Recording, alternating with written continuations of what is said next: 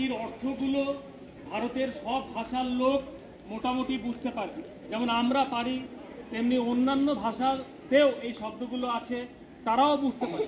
ফলে এই গানটি স্বাধীনতা সংগ্রামে আমাদের স্বাধীনতা সংগ্রামীদের অস্ত্র হয়ে ওঠে, মুখের অস্ত্র। এই দুইটি মাত্র শব্দ, বন্দে মাতরম, এর মানে হচ্ছে আমরা মাকে বন্দনা করি, মাকে পূজা করি। গানটি লিখেছেন, গানটি সংস্কৃত এবং বাংলা দুই ভাষা মিলিয়ে লেখা। আমরা যতটা গাই সেটা সংস্কৃত, কিন্তু গানটি আরেকটু বড়, তার মধ্যে একটু বাংলাও আছে, আরও সংস্কৃতও আছে।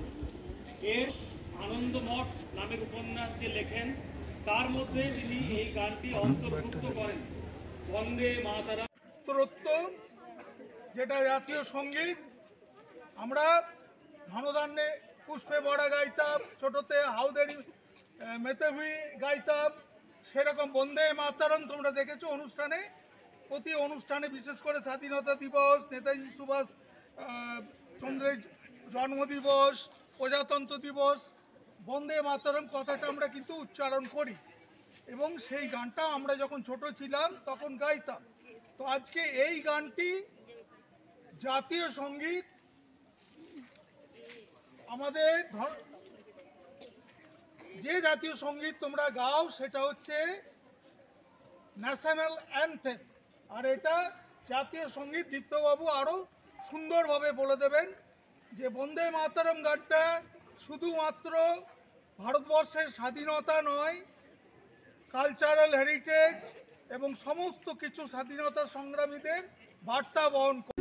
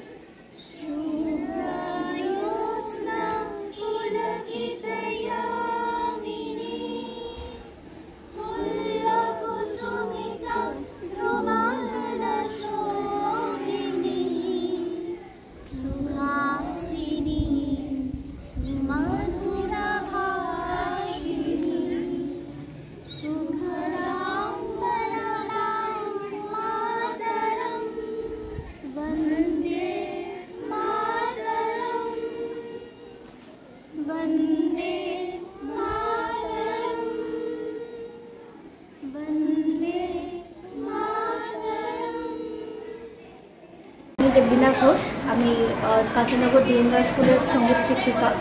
আজকের দিনটি আমাদের জন্য খুবই একটা গর্বের দিন। আজকে আমাদের ন্যাশনাল সং বন্দে মাতরম গানটি 150 বছর পূর্ণ হলো। তো সেই উপলক্ষে আমি বন্দে মাতরম গানটি আমি আমার স্টুডেন্টদের নিয়ে সুন্দরভাবে উপস্থাপনা করার চেষ্টা করেছি। আশা করছি আরও ভালো কিছু দিনে হবে বা হতে চলেছে। তো দেখা যাক, আমি আমার সব কিছু দিয়ে চেষ্টা করব, আমি আমার স্টুডেন্টকে আরও ভালো কিছু দেওয়ার চেষ্টা করব। তো এই দিনটি আমাদের জন্য সত্যি খুবই গর্বের একটি দিন। প্রতি বছর এরকম দিন আরও আমরা পাই, এটাই আমি চাইব। 150 বছর আগে নৈহাটিতে ঋষি বঙ্কিমচন্দ্র লিখেছিলেন বন্দে মাতরম।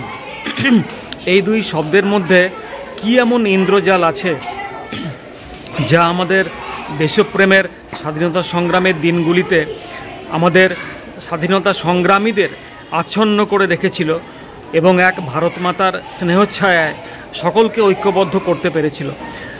আজ কাঞ্চননগর দীননাথ দাস উচ্চ বিদ্যালয়ে আমাদের এই দিনটি, এই 150 বছরের পূর্তির দিনটি শ্রদ্ধা, সম্মান এবং উৎসাহের সঙ্গে পালিত হলো। সঙ্গীত পরিবেশন করলেন বিদ্যালয়ের শিক্ষিকারা, ছাত্রীরা এবং বিদ্যালয়ের প্রধান শিক্ষক। তিনি আমাদের জানালেন যে এই দিনটি বিশেষভাবে গুরুত্বপূর্ণ, আমাদের শুধু ইংরেজ শাসন থেকে দেশকে মুক্ত করবার জন্যে নয়, আমাদের নিত্য নৈমিত্তিক দেশপ্রেমের রসে অভিসিঞ্চিত করে জীবনকে আরও সমৃদ্ধ করবার জন্যে। আমার আজকের অনুষ্ঠান আমাদের খুব ভালো লেগেছে এবং এই বিদ্যালয়ে বিভিন্ন ধরনের অনুষ্ঠান এরকম প্রায়ই হয়ে থাকে।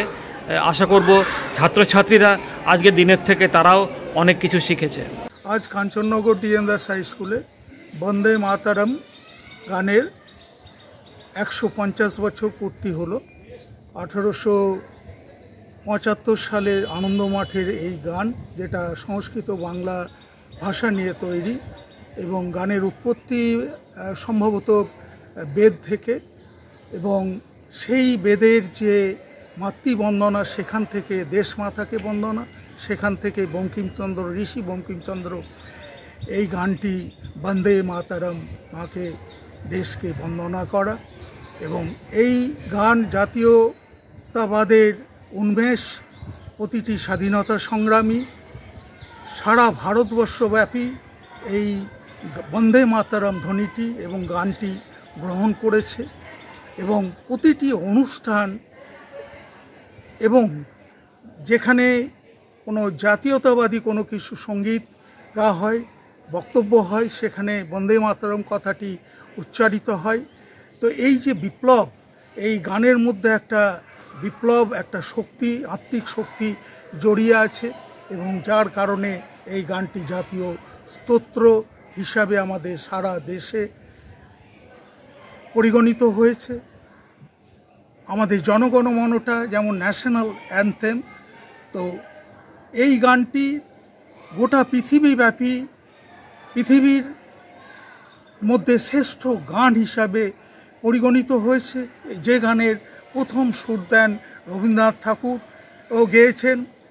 তো এই গানের যে তাৎপর্য, সেই তাৎপর্য যদি আমরা বজায় রাখতে পারি, যে আত্মিক শক্তিতে বলীয়ান হয়ে আমরা যদি দেশকে বন্দনা করতে পারি, তাহলে আমরা ছাত্রছাত্রী, শিক্ষক শিক্ষিকা, অভিভাবক অভিভাবিকা এবং কি কমিউনিটি, আমরা পশ্চিমবঙ্গ তথা সমগ্র দেশকে স্বর্গ হিসাবে আমরা পরিগণিত করতে পারবো বলে আমাদের দৃঢ় বিশ্বাস।